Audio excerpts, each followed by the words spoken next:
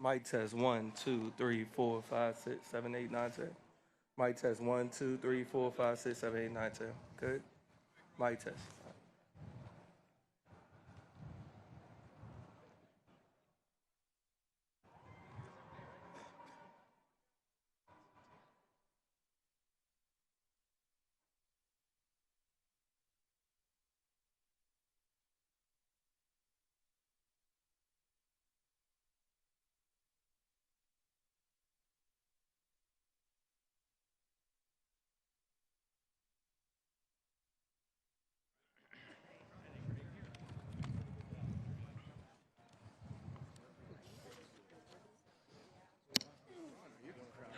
What's that? No, I'm going to do whatever when I'm.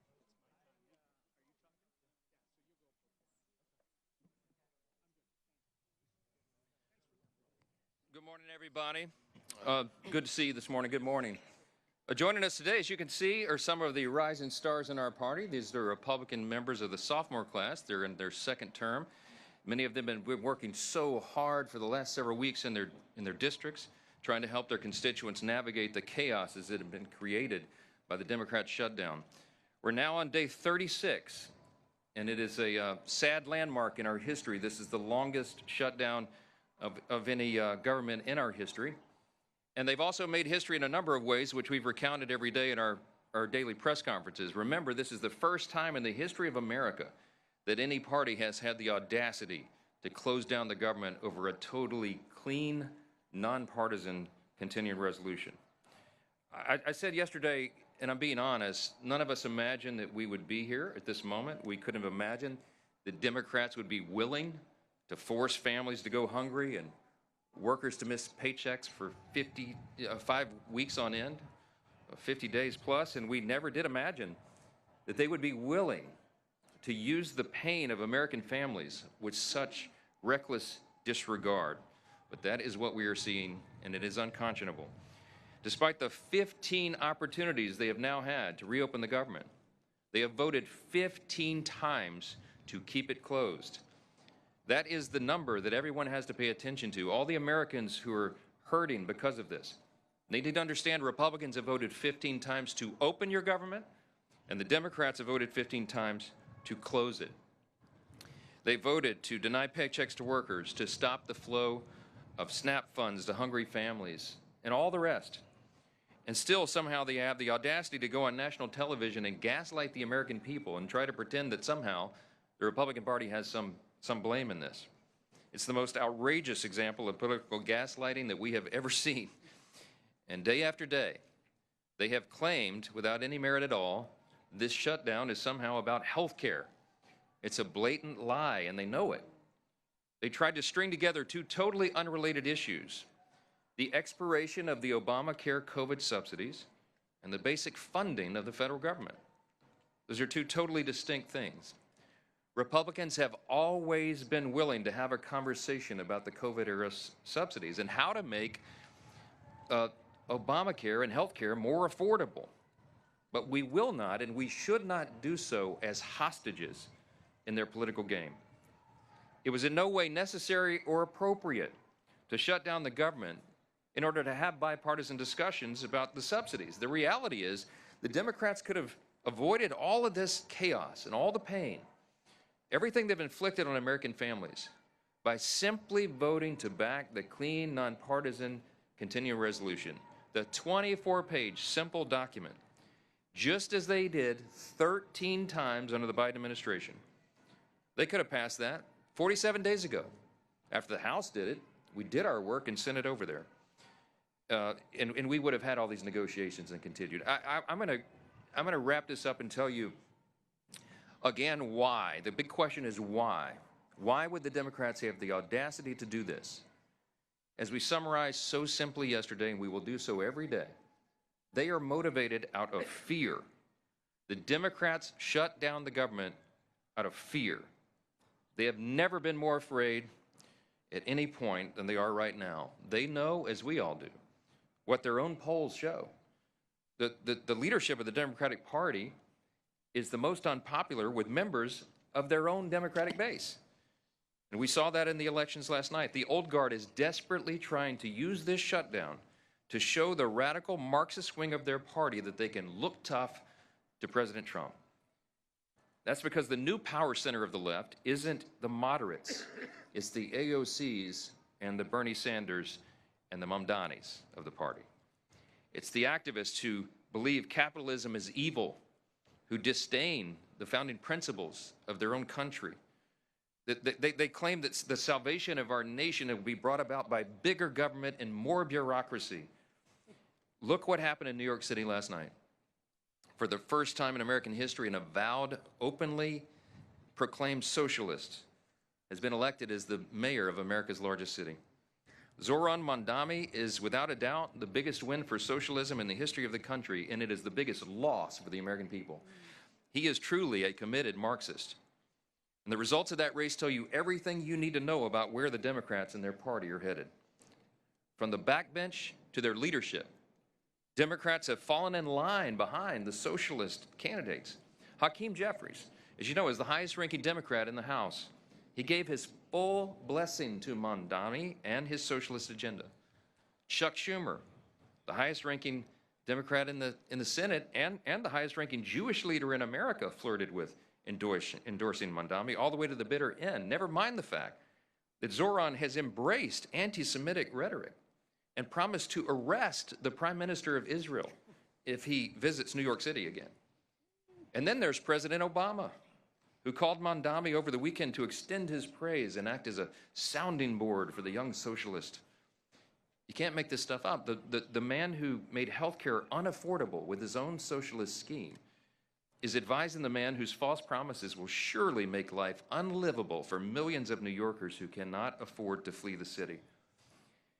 As we said from this podium every morning, we talk about Mamdani for two reasons.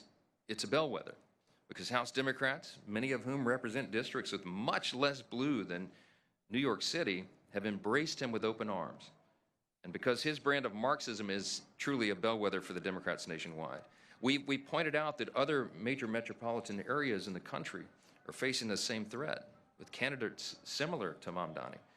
And we're going to continue to call out their effort to mainstream and normalize socialism and Marxism in America. Working families watching this play out have a right to know that socialism and communism are not just confined in New York City. They are quickly coming to a town near you unless you stand up and let your voice of common sense be heard. While Democrats hitch their wagon to the socialist agenda, Republicans are going to continue to act in good faith on behalf of hardworking Americans.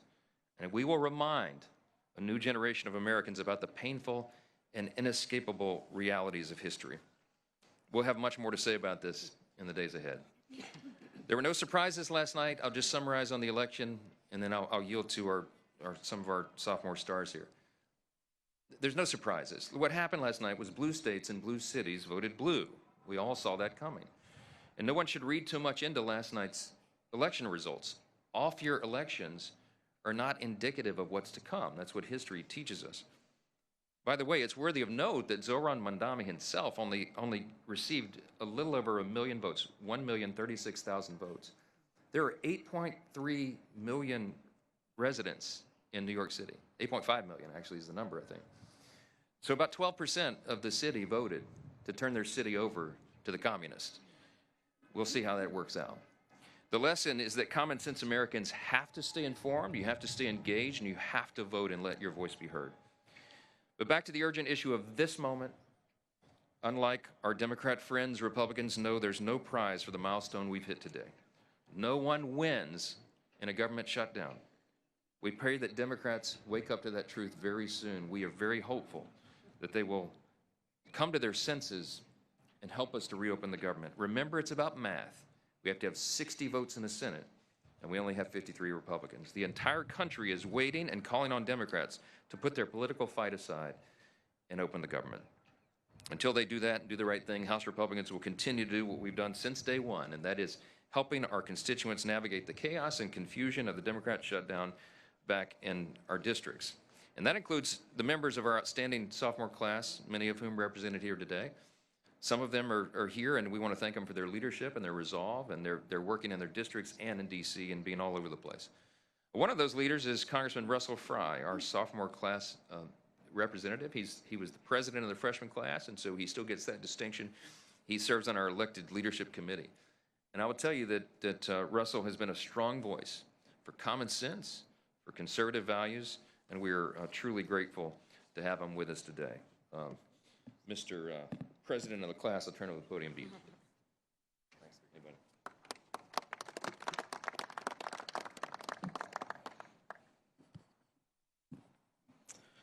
In this world, few things are certain other than death, taxes, and Democrats saying one thing and doing another. They say they're the party that cares about the American people, but everything that they have done for the last 36 days proves otherwise. Not only is this the longest shutdown of all time, it's also the dumbest shutdown of all time. But now that the election charades are over, maybe Chuck Schumer and Hakeem Jeffries can get the political blessing of their new savior, Zohran Mamdani, to reopen the government, to pay our federal employees, to pay our troops, and to allow struggling families on SNAP to receive the benefits that they've had for a long time. But make no mistake, this is not about governing. This is about gamesmanship to the Democratic Party. But I think, and I have faith, that the American people are smart, that they recognize a lie when it is being told to them. For years, during the Biden administration, we were told that the border was secure by the Democratic Party. The American people were told that the border was secure. It wasn't. For years, we were told by congressional Democrats that President Biden's mental faculties were okay, that he's never been sharper. That was a lie. And now we're told by congressional Democrats yet again that it is a Republican shutdown when we all know that the simple math is that you need 60 votes. So Chuck Schumer, I think it's time to call Zohran Mamdani and make sure that he's okay with reopening the government. They're holding the government hostage at the expense of the American people. I talked to a U.S. Marshal yesterday in the district in South Carolina.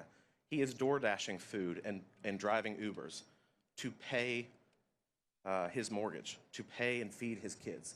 I talked to a lady, single mother in Clio, South Carolina, last night. She receives food stamps. She's 100% disabled. She's unable to work. She relies on that assistance. And she is fearful about how she's going to feed her kids. She's traveling all the way into North Carolina to receive charitable contributions of food. That is the result of a Democrat shutdown. I talked to an elderly lady in Myrtle Beach, South Carolina yesterday. She has diabetes, she has shingles, she is unable to work, she is elderly. She needs that $88 to help bridge the gap at the end of the month so that she can eat. And she's fearful of what's going to happen next with this prolonged shutdown. For these people, these benefits are not a luxury, they're a lifeline. And it shouldn't take courage from them to band together and figure out how they're going to feed themselves. It should take leadership from the United States Senate to act and end this political charade. But that's what they want. They've told you from the beginning what this is all about. It's about leverage to them. It's not about the American people. It's not about the TSA agents who are still working, or the FBI or ICE officials. It's not about the military. It's not about the people in Clio, South Carolina, who rely on those SNAP benefits. It's about political leverage for them. And that political nihilism is malpractice for the American people. So these are the voices of South Carolinians, but they really echo, I think, what we all hear in our districts from the people that we represent. Right now, millions of Americans are all struggling because of this Democrat shutdown. And so to answer the question, I think, of what can be done, well, it's quite simple. The Democrats in the Senate need to do their job on behalf of the American people. House Republicans have already passed this. We will continue to put pressure on Senate Democrats to act, because at the end of the day, we care about the American people. We care about their struggles. We are not interested in funding illegal immigrant health care. We're interested in making sure that our troops get paid. So today, I echo what the Speaker has said for 36 days, and my colleagues. It's time to reopen the government and end the political gamesmanship. Thank you, Mr. Speaker. Thank you.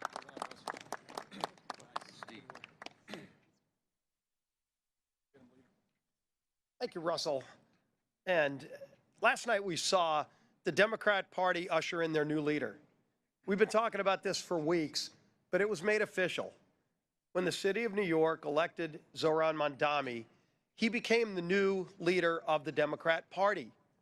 And while the Democrat Party had no problem making the shift to socialism, which they embraced wholeheartedly, led by Hakeem Jeffries and others here, America, mainstream Americans, blue dog Democrats across America have not embraced socialism.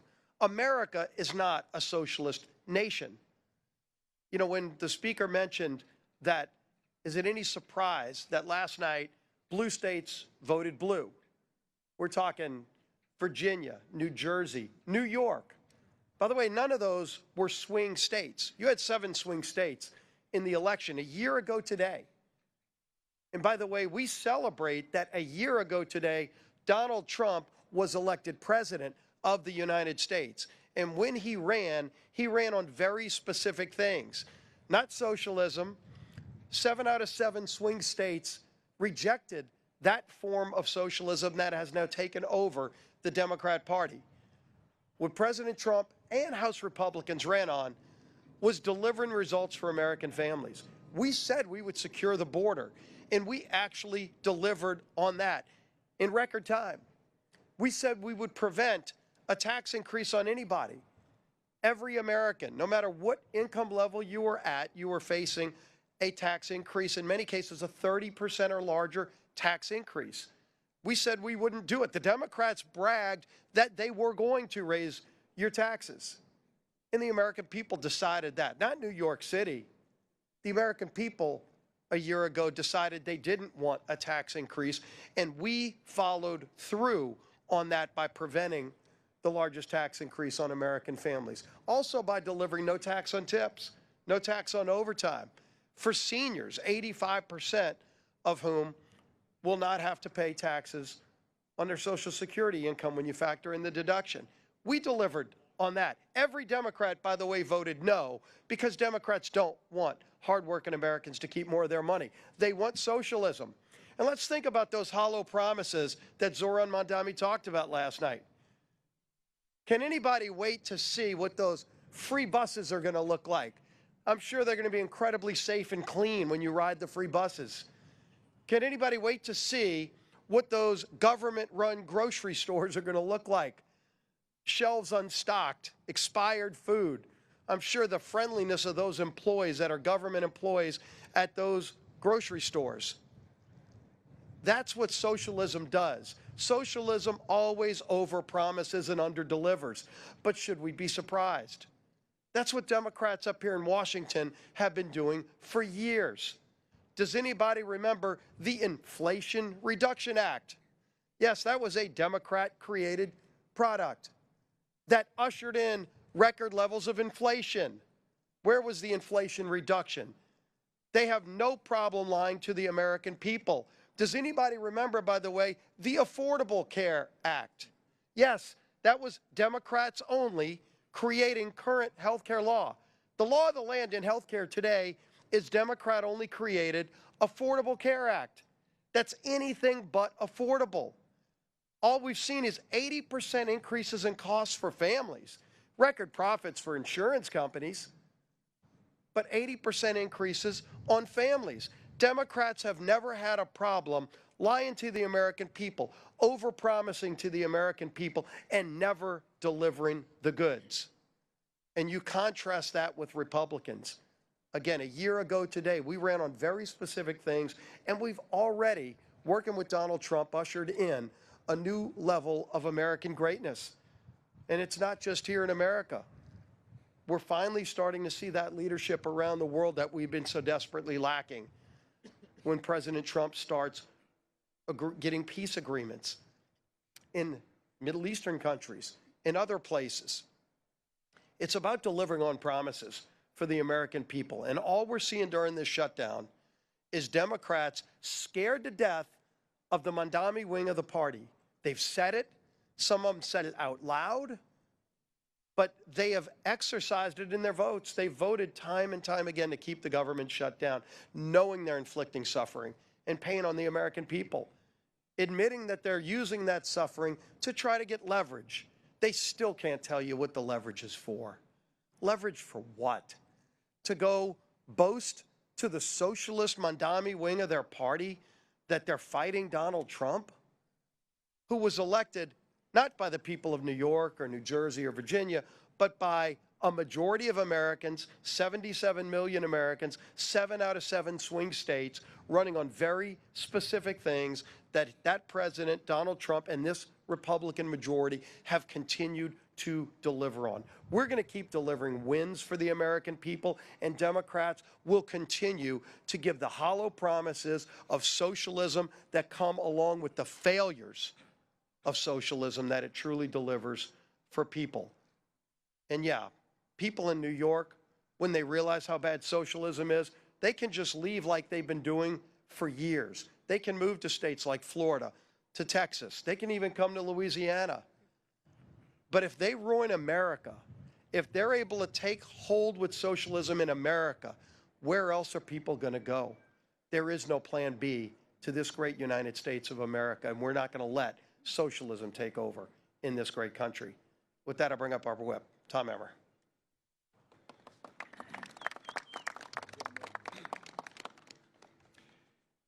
Democrats have officially set the record for the longest shutdown, government shutdown in U.S. history.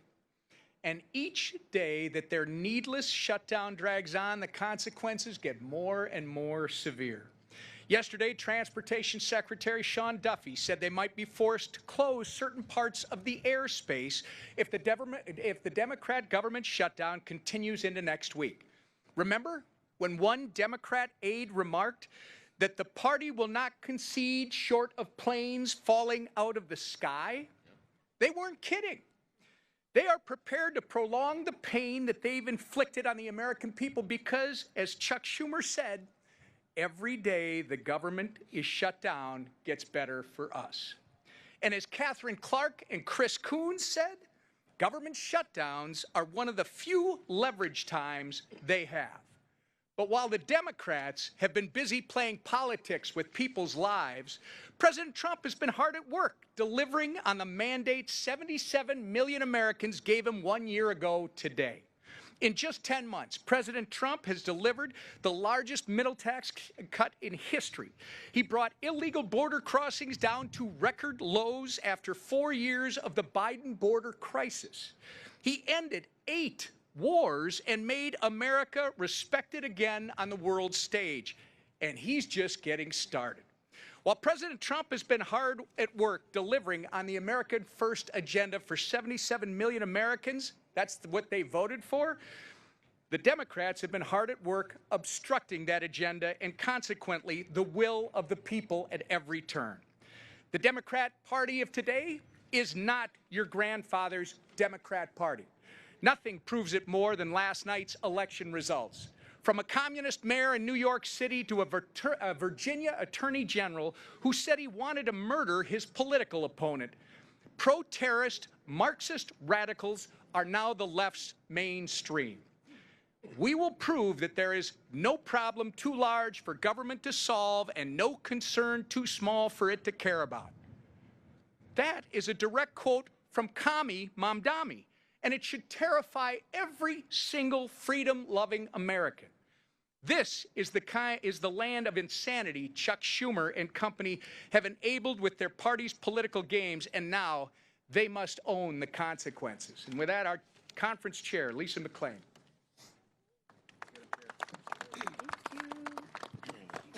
Well, good morning on this nice, bright, sunshiny day.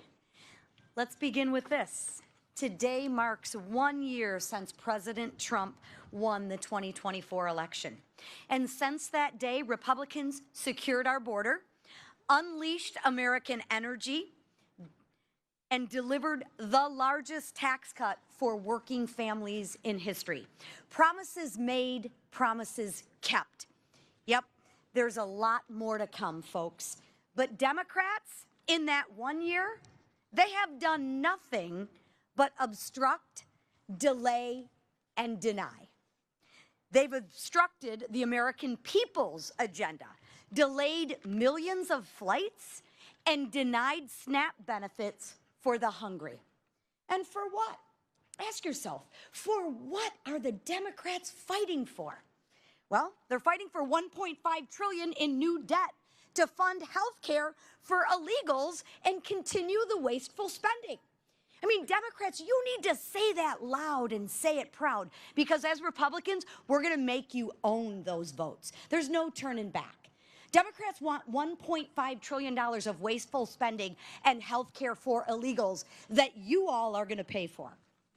Over the past year, Democrats have wandered around with no plan, no vision, and no leader.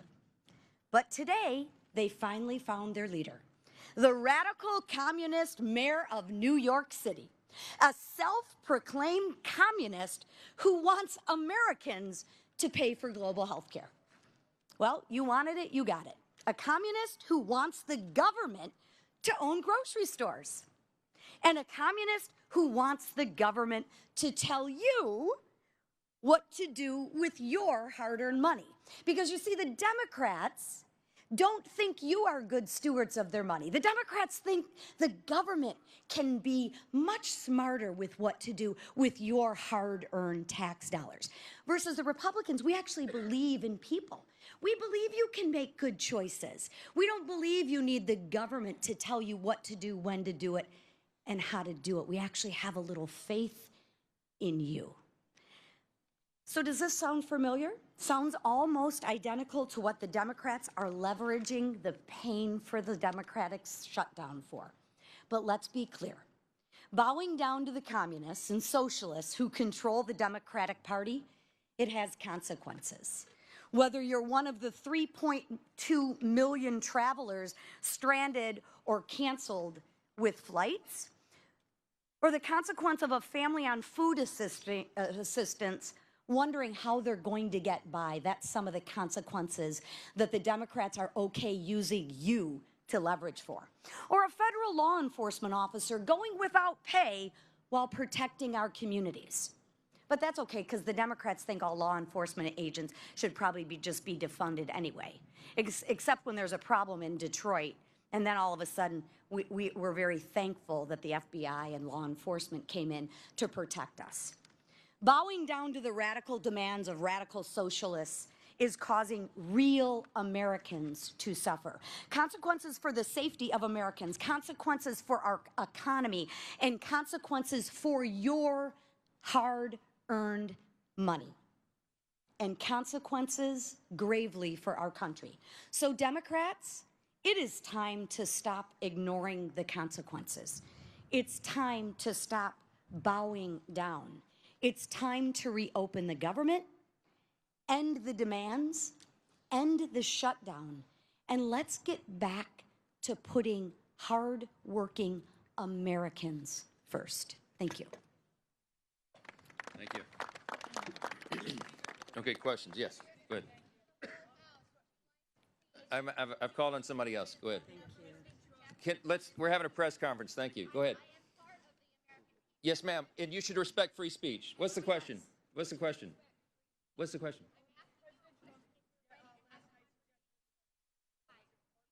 I can't hear you because we have someone who doesn't respect the rights of their colleagues over here. I'd love to talk with you. Wait. I'd love to talk with you. Come to my office, okay? You have an obligation. Yeah. Yes. Yeah. Okay, let's talk about it. I've been doing that. We did that before the shutdown began. We went to the White House. We went and sat in front of the Resolute desk. We brought Leader Jeffries and Leader Schumer in, and we had a discussion. The president said, please don't shut the government down. It would cause all this pain to the American people. This has never happened before. It's a clean, nonpartisan CR that every Democrat, including you, voted no on September 19th. You voted to shut down the government. You voted to stop SNAP benefits. You voted to not pay the troops, not pay TSA, Border Patrol. You may regret it now, but that's your vote, and it's on the record. So the president had us in, and they didn't want to have a dialogue or debate. They thumbed their nose in it, at him, and he had to do it. Appreciate it. Thanks for your input. Somebody give me a question that's real.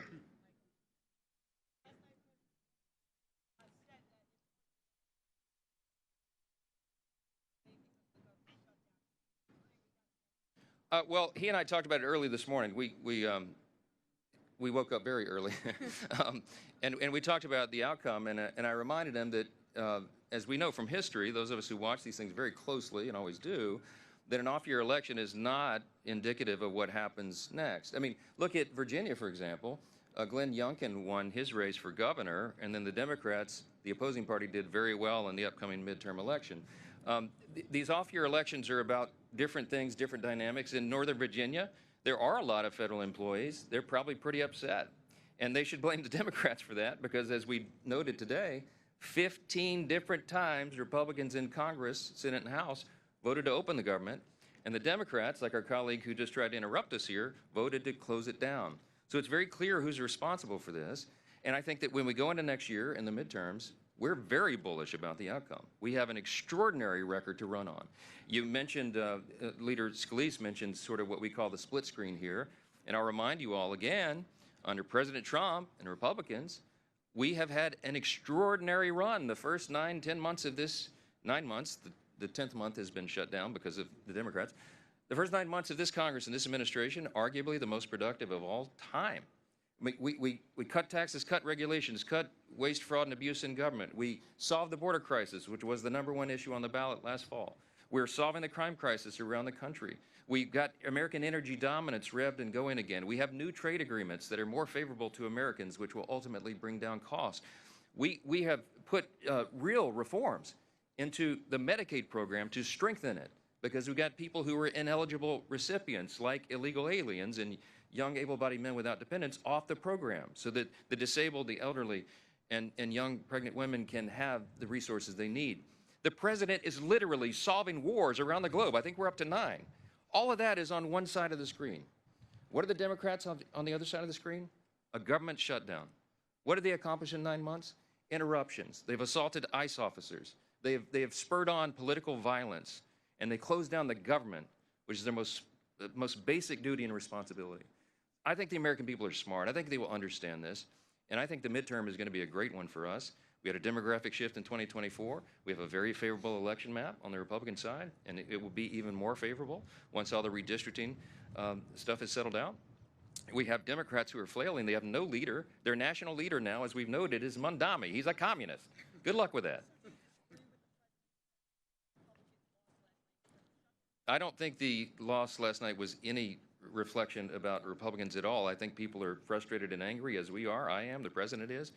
And we express that different ways. But look, we look forward. We're looking forward to a great election running on our record. And we're going to get all of our incumbents reelected, and we're going to add to the number here. So that's the answer. Yes.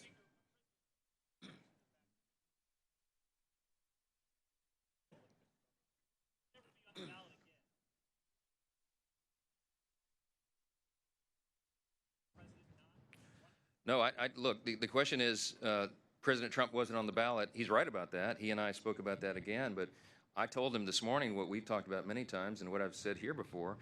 The president is on the ballot in 2026. President Trump is on the ballot next fall. Because if we lose the majority, if the Republicans, the common sense people here who are doing the job for the American people, if we lose the majority in the House and this radical element of the Democrat Party were able to take over, we've already seen that movie. They will try to end the Trump administration. He won't have 4 years, he'll have only 2, because they will move to impeach him probably on the first day of the new Congress in January 2027, and they will try to systematically unwind all the important reforms that we've done for the American people, to lower costs, to have a better quality of living, on health care, to increase access and quality of care. We are the party that is doing that, and the president needs 4 years to complete his agenda, not just 2. So he is in a very real sense on the ballot. He's fiercely committed to us winning. He is going to help. He's offered to do rallies and the town halls and all the things. He's sent out a huge round of endorsements of incumbents, Republican incumbents, just over the last few days. He is very much engaged, very dialed in, and he understands the stakes. President Trump is on the ballot in 2026, and we're looking forward to that contest. Yes, sir.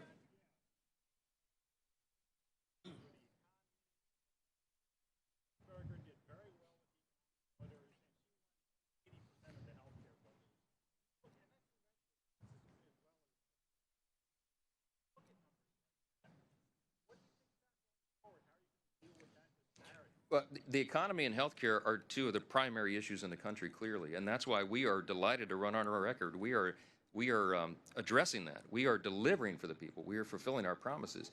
President Trump got more votes, by the way, in Virginia and New Jersey than either of the two governor candidates, the Democrats there. And one of the things that we ran on was improving these. We passed the American Families Tax Cut, the big, beautiful bill, and got it signed into law on July 4th. Many of those provisions will be coming into play now. It was filled with pro-growth policies. The people standing behind me all worked individually and collectively very hard on that legislation. And the American people are going to feel the positive effects of that before they vote next fall. We did it early enough so that the economic effects could be felt. And you're going to see costs go down and quality of life improve. Our policies lead to that. Socialism does not. Socialism does not lower costs. It doesn't lead to lower cost. It leads to human misery. It leads to the decay of society. It has happened everywhere. When the socialists, Mondami, and the Democrats here, Leader Jeffries apparently is a socialist now. He endorsed Mondami. He owns the results there.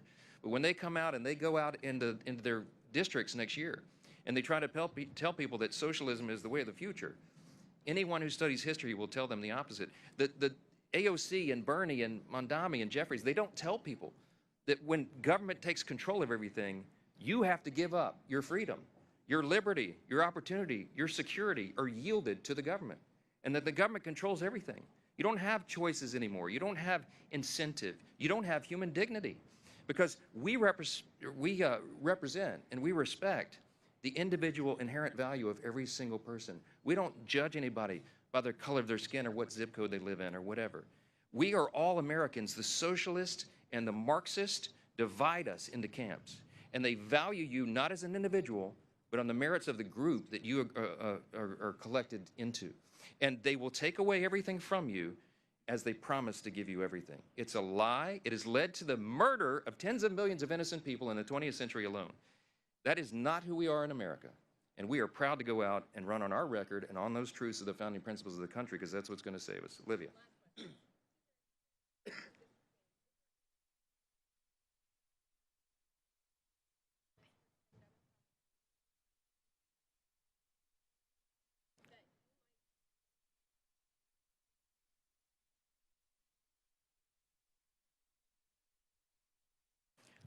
I don't have anything to do with redistricting. The Speaker of the House, people think, are in charge of everything. This is a state-by-state battle.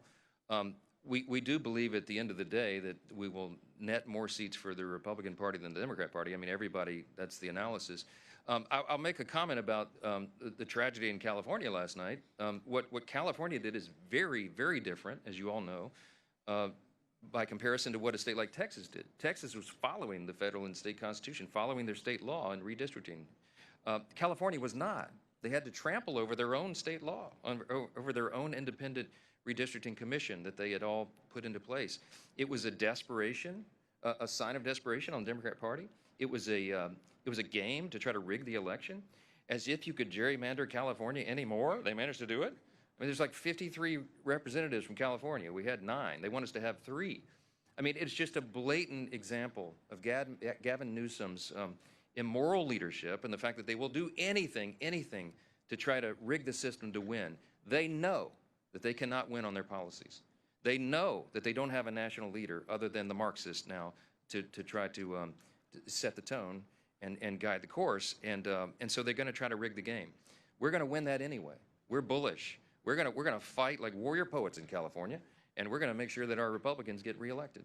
And we're going to do that all around the country, and we're going to continue to move forward, pursuing the America First agenda, delivering on our promises, and making this country great again. That's what we're committed to, and we'll continue to do it. Thank you.